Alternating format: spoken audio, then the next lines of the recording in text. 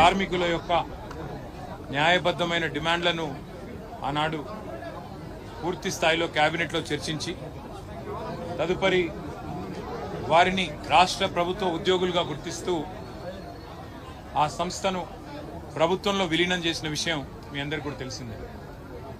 కాకపోతే దురదృష్టవశాత్తు సంస్థ విలీనాన్ని కేబినెట్లో ఆనాటి కేసీఆర్ గారి ప్రభుత్వం ఆమోదించినప్పటికీ వెంటనే ఎన్నికలు రావడం, తర్వాత మేము ఓడిపోవడం, తర్వాత కాంగ్రెస్ ప్రభుత్వం రావడం ఇదంతా కూడా తెలిసిందే. మరి కాంగ్రెస్ పార్టీ కూడా చాలా స్పష్టమైన హామీ ఇచ్చింది.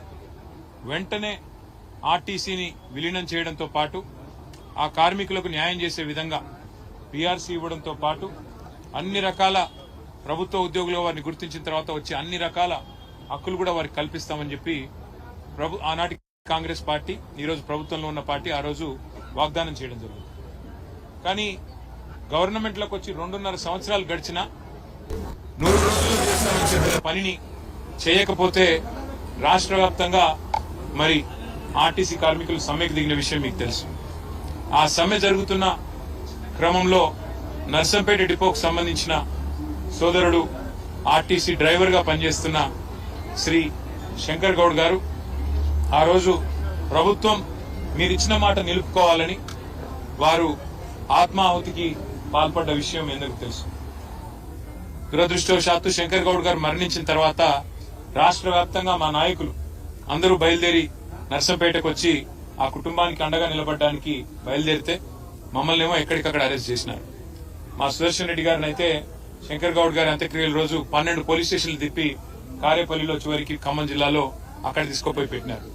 మరి ఇక్కడనేమో కనీసం ఆ కుటుంబానికి న్యాయం చేస్తారా అంటే ఇవాళ మేము వస్తున్నామని చెప్పి ఇప్పుడు ఈ రోజు ప్రభుత్వం ప్రకటించిన 10 లక్షలు ఇవాళ ఇన్ని రోజుల తర్వాత వారికి గుర్తొచ్చి మొద్దు నిద్ర నుంచి మేల్కొని ఇవాళ ఇచ్చారు.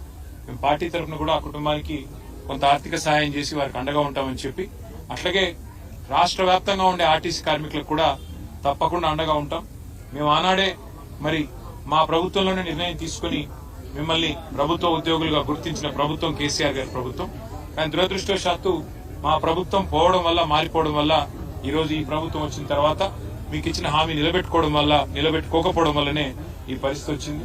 మీరు దయచేసి ధైర్యాన్ని కోల్పోకుండా కొట్లాడదాం అందరం కలిసికట్టుగా.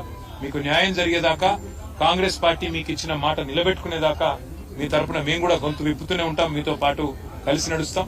కానీ ఎవరు దయచేసి శంకర్ గౌడ్ గారి లాగా ప్రాణత్యాగాలు లాంటివి చేయవద్దని, మీ కుటుంబాలకు శోభ మిగిల్చవద్దని కూడా వారిని ప్రార్థిస్తూ, మరి ఇట్లాంటి సమయంలో రాజకీయాలు పక్కన పెట్టి అందరం కూడా వారి కుటుంబానికి అట్లాగే ఆర్టీసీ కార్మికులకు అండగా ఉందామని చెప్పి కూడా విజ్ఞప్తి చేస్తూ సహకరించిన మీడియాకు కూడా ప్రత్యేకంగా ధన్యవాదాలు. Thank you.